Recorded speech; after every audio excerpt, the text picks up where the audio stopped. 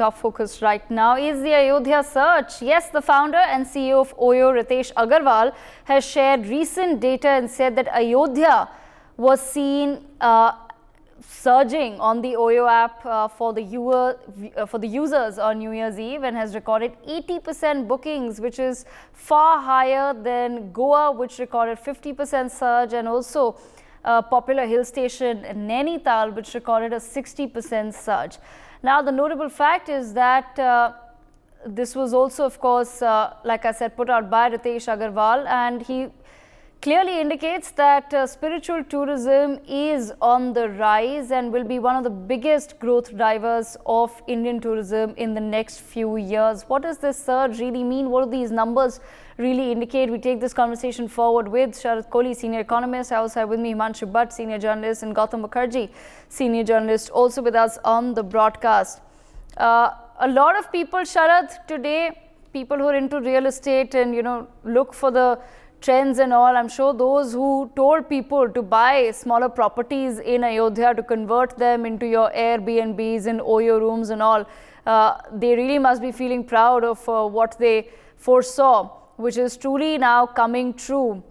The fact that there will be, at least in the next few years, a major tourism surge in Ayodhya.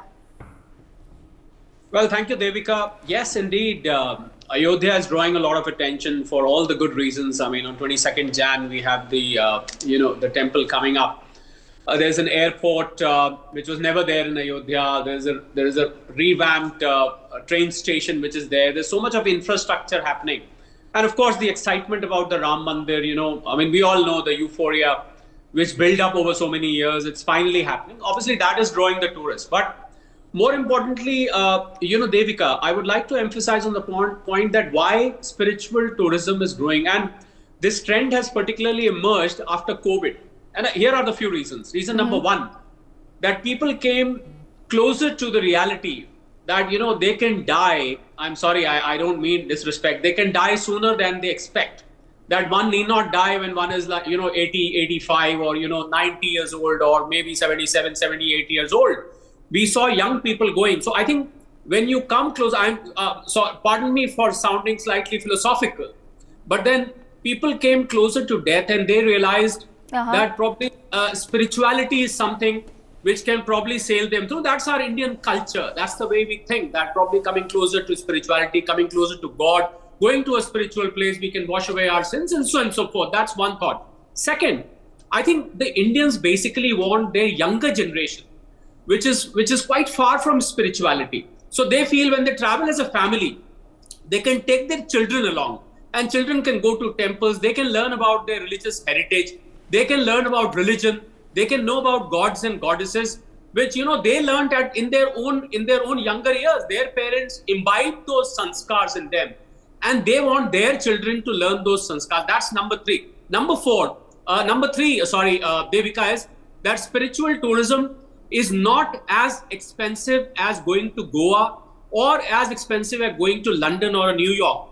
You can still travel to places like Ujjain, Banaras, although they have very expensive hotels as well, but not as expensive as you find in some of these luxury destinations. So these are some of the reasons. And I think all the three reasons combined together, you're seeing a massive influx. And if, God forbid, if there is another crisis across the world, let's not wish that this happens. But in case it happens, either a geopolitical or a COVID-like situation, you will see further influx of spiritual tourism, Devika. This for me are the prime three reasons. Of course, other reasons. That is why 80% surge in Oyo. People searching for Oyo rooms around Ayodhya. Not just Ayodhya.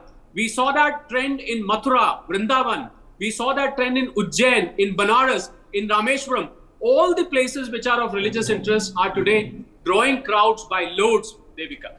Absolutely. And Sharad, at the same time, like you pointed out, a very interesting perspective there when you talk about how there is now more of a shift towards spirituality, and one wants to connect to their spiritual side, to their religious side, to understand more about religion, about their own religions. And of course, the current government has done what it could to at least bring that sort of awareness and inclination back amongst the people that yes, if you are Hindu or any other religion, you must know and understand your religion, and therefore we bring to you all of these sites where you can go. But at the same time, currently when we talk about an influx, how do we then sustain that? What I mean from that is, yes, I would say that in the next 5 to 6 years, you would see that a lot of families do visit Ayodhya to simply, of course, go to the Ram Mandir and experience that, even for the next decade. But when we talk long term, what more do you think needs to be developed to ensure that, as you said, that families can go not just for a single day, for 2 days, maybe to just visit the Ram temple, but also maybe want to stay in the city for a longer time, as we have seen, say in a Varanasi or even in a Rishikesh, where people actually go for weeks and days and months on end? Well, that's an easy question for me, Devika, because there are very easy ways to sustain. And the best way is to have a brilliant infrastructure. The way it is happening in Ayodhya, if you develop this infrastructure at these places, people would love to stay there. One reason. Second way to sustain is that the places around these religious places, for example, if you go to Mathura or Vrindavan, you have Agra there. So what people do is they combine their religious tourism with usual tourism. So, they'll say, okay, they'll carry their children, okay, we'll go and do a matha take at one of the temples, while you can have fun later at Agra or some other place. So I call this as combined tourism or a comprehensive tourism, where you go to a spiritual place, and a lot of families, they combine it with a luxury place also. Okay, let's have 2-3 days at this place and another week at the other place. So that's the second way of doing that. You try and develop the places around that. But for me, infrastructure is top of the bucket, because if you develop infrastructure, you will find tourism is going to sustain it. As you rightly said, the focus of the present government is to develop these places. There is I came to know that in Vrindavan, Yogi government is trying to develop a whole kind of jungle safari. There is a place there called Sunak, where they are sort of developing jungle safari, where people can come and do spiritual tourism and have some fun. There are various animals there. You can probably go and see them from a distance. So these kind of things, when you combine religion, spirituality with usual tourism, I think that is the best way to sustain and let these numbers grow. And I will like to reiterate what I said in my earlier statement, that God forbid, there is another crisis around the world. You will see this sustaining on its own. Nothing needs to be done. You will find the tourist numbers growing by leaps and bounds, Devika. Absolutely. Sharad, I'll come back to you in just a moment. Himanshu, but your thoughts on the same as well. It's of course great news when some of these stats and figures come out. So when an OYO comes out and says that, okay, it's actually in a tangible way, we can tell you that yes, there is a surge, that there has been an 80% increase in the numbers. How do you feel then that the momentum can be sustained beyond, say, the 5 or 6 years, where the charm of the mandir itself is what will be pulling a lot of people to go? But, just talking in the sense that I'm assuming a lot of us would want to go in, say, the next year itself.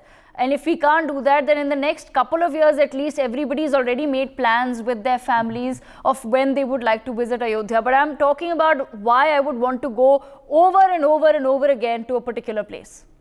The reason for that is, we are undergoing a transformation.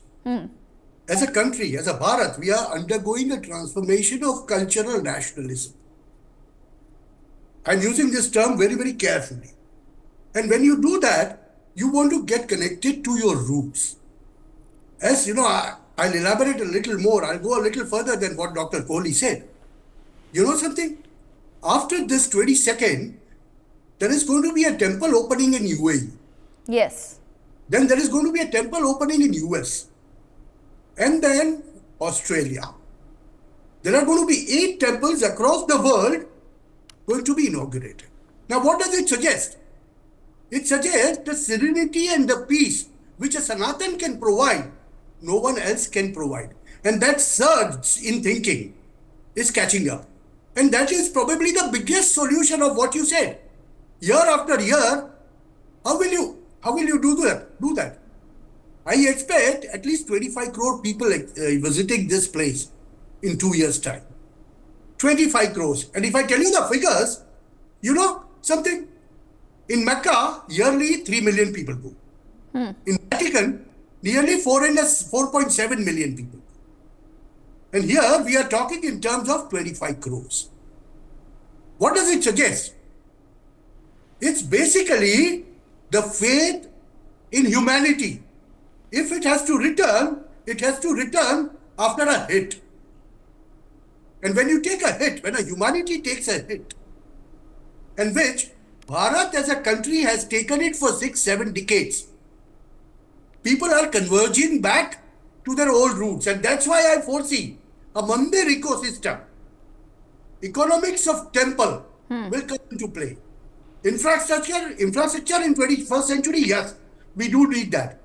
We need those hotels which are 5 stars. At the same time, you need those hotels which are called dharmashalas and which are called oyos. See, if you want all sections of the society to come in and pray to that God, which Sanatan allows. And when I say Sanatan, I don't mean only Hindus. It is only this Sanatan which allows everyone else to come and visit. Can you imagine going to a mosque in Makkah and paying your namaz? You cannot. I may sound a little communist, but I am telling you the fact of the matter here is, it's been, more than 500 years. And many of us have seen, Ram Lalla being in a tent. And we being a country of 140 crore people, we want to see that our God, our faith, our Astha is placed at a proper place. And when that is happening, there is a definite confidence in whoever governs it. And this governance, when they get that confidence, that surge of cultural nationalism runs across as a wave in the country.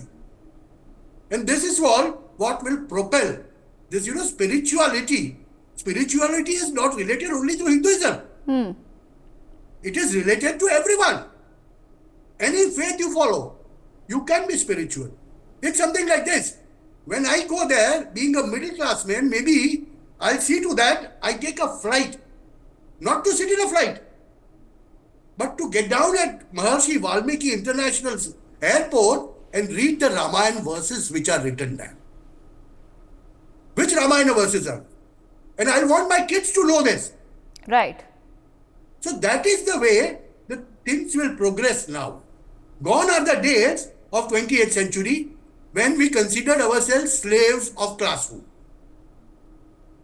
And that's why when I say mandir ecosystem will take over, mandir ecosystem will propel this tourism to an extent which is unheard of until now. Okay.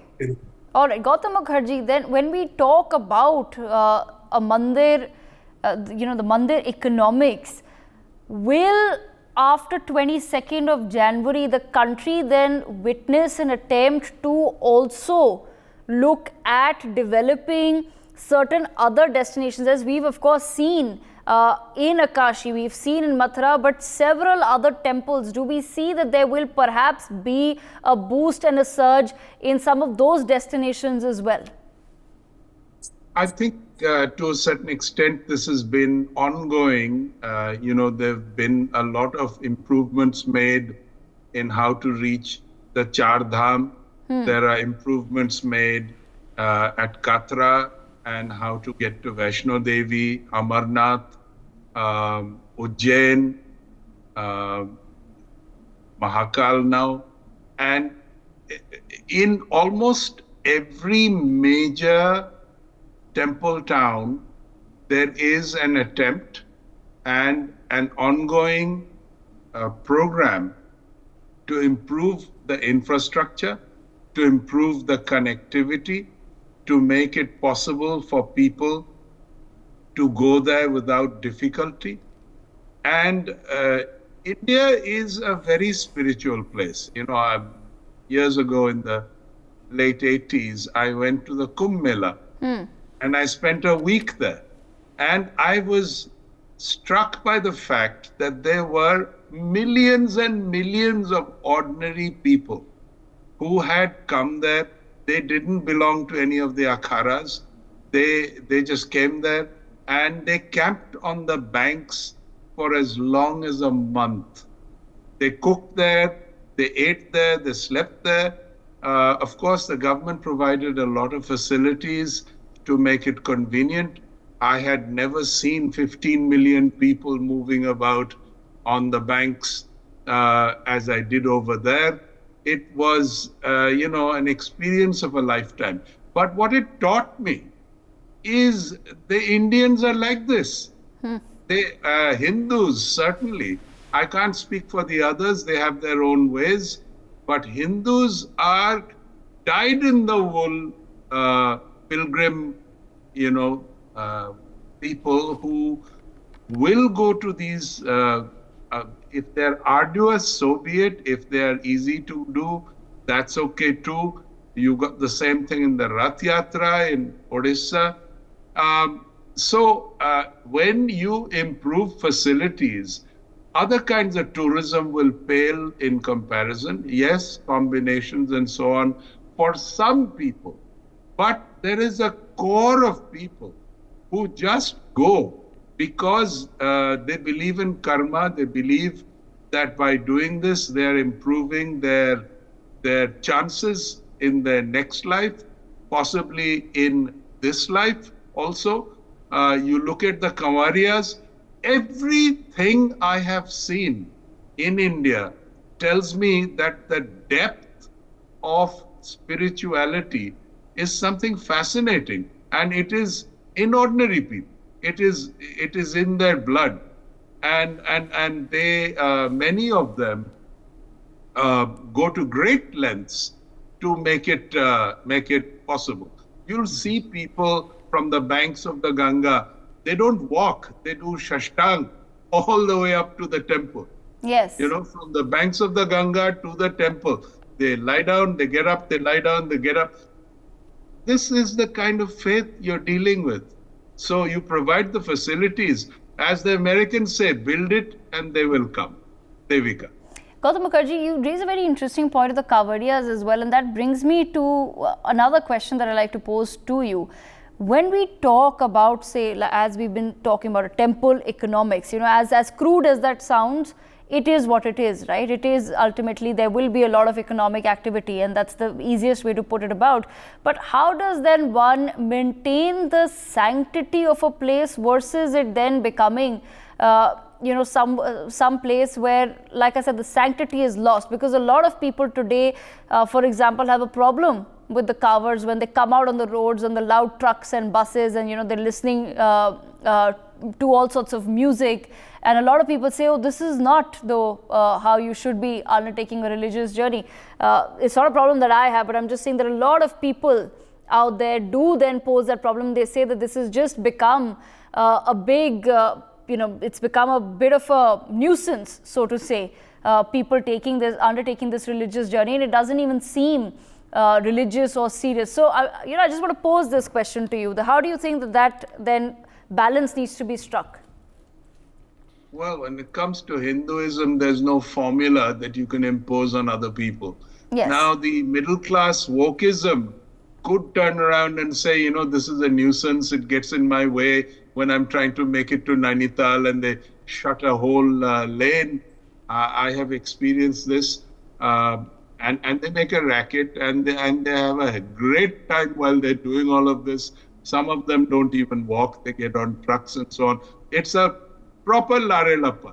But how's it anybody else's, who gave anybody the rule book and said, look, this is the way to do it and this is not the way to do it. They even criticize the fact that lanes are created for these people, or the Kanwariyas, and showers of petals from helicopters and so on are happening in Yogi's UP.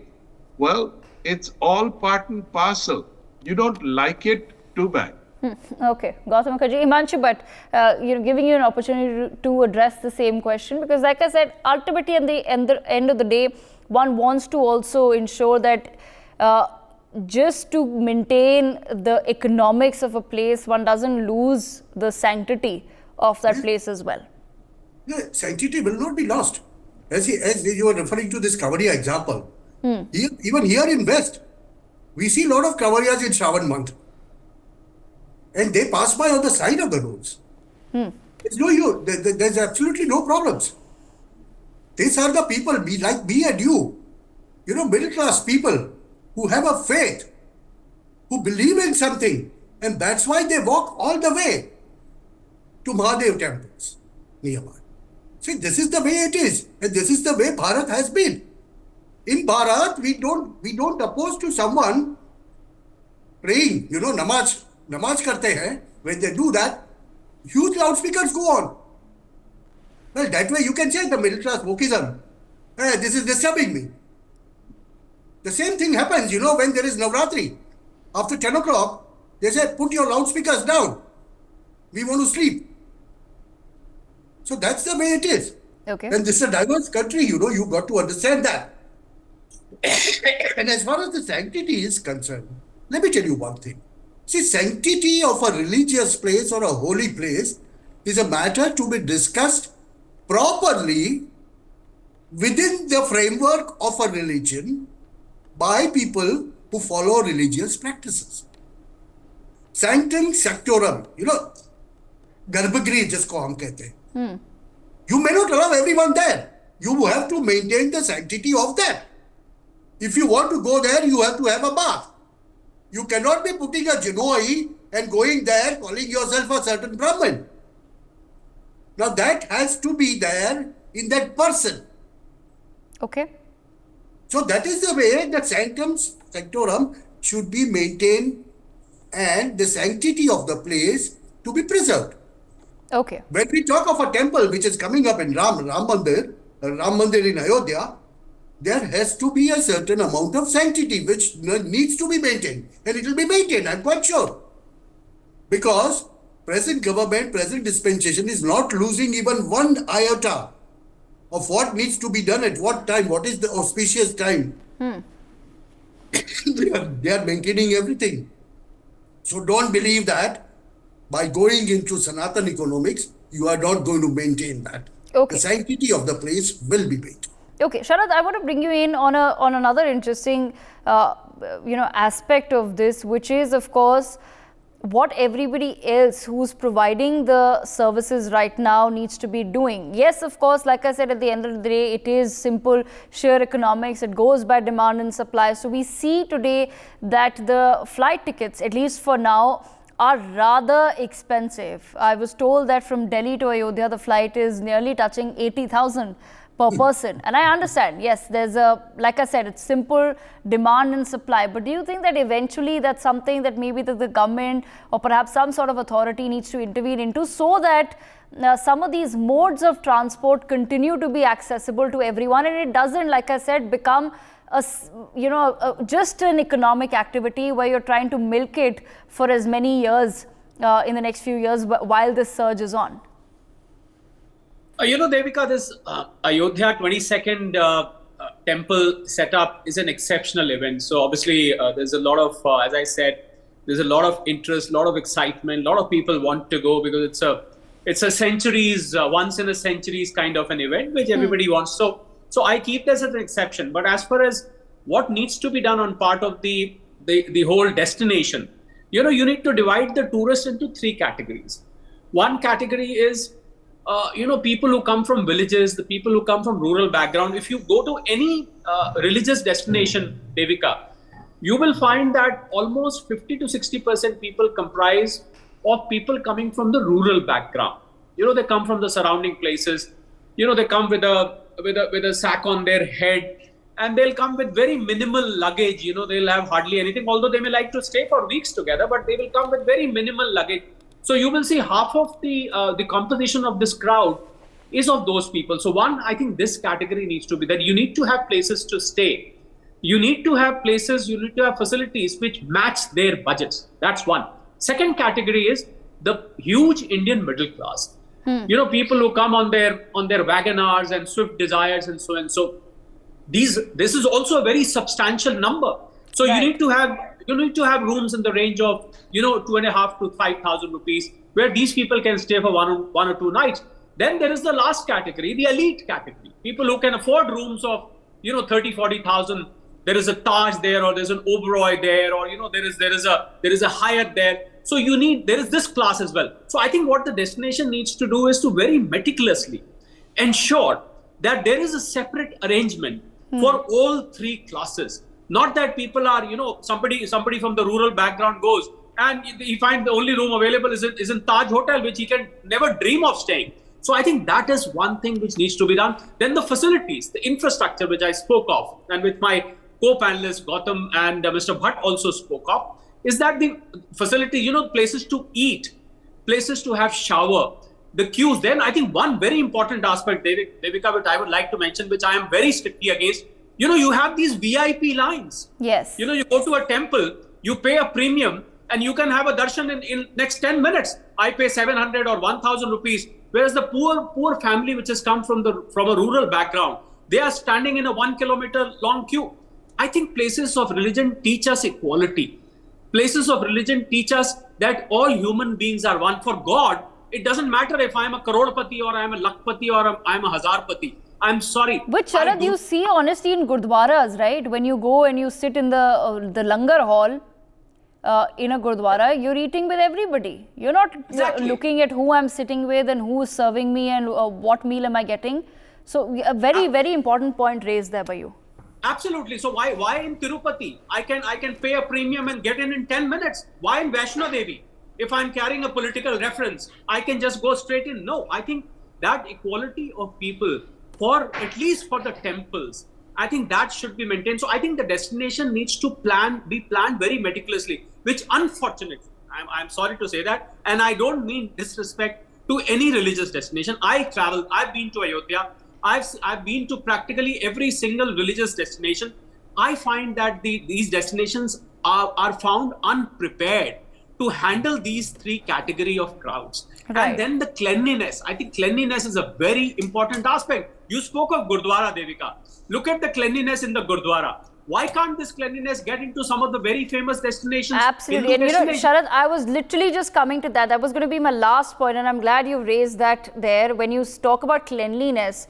And I'm going to just pose this, in the end to Gautam Mukherjee, if I can. I just have a minute or so, sir, left. As Sharad was talking about cleanliness, I was in Kashi very recently and we were visiting the temple. I was with my mother and my sister, and in the corridor, as you're entering, even though it's just been made, it's a beautiful, vast, absolutely massive structure. And as you're entering the corridors, you see the same old, there's filth and there are those pan stains on the walls. So it really breaks one's heart to go and see an absolutely fabulous new structure that has been put up in such an important religious site, and yet you see that people are indulging in these sort of activities where we can't even keep it clean. Yeah, well, Rome wasn't built in a day, and our temple towns have been filthy for yonks, for centuries. and as the public becomes more and more aware, humorous, this becomes a bigger and bigger problem. It's not just in temple towns, it's where we live, in Delhi, in Bombay, wherever you go, there's filth up to your ears. Now, how will this change? One is technology, two is aspiration, but the lowest common denominator has to be motivated. There are many people in India who are very clean, in their bodies, but they will put their garbage right on their doorstep and say it's none of my business. Yes. This is a cultural thing that has to change. I think the advent of so much television and social media and digital knowledge and so on has made many things apparent to people, increase their sophistication in many directions. So there is no reason why this won't happen here also. Okay, but don't expect miracles and don't expect anything overnight. Okay, unfortunately that's all the time that we have. It was a very interesting conversation that we were having, and we'll have many more of these as we build up, of course, to the grand inauguration on the 22nd. And as the Ayodhya surge begins, the excitement around the sacred idol of Ram Lalla is, of course, growing. For more such videos, subscribe to the NewsX YouTube channel, hit the bell icon.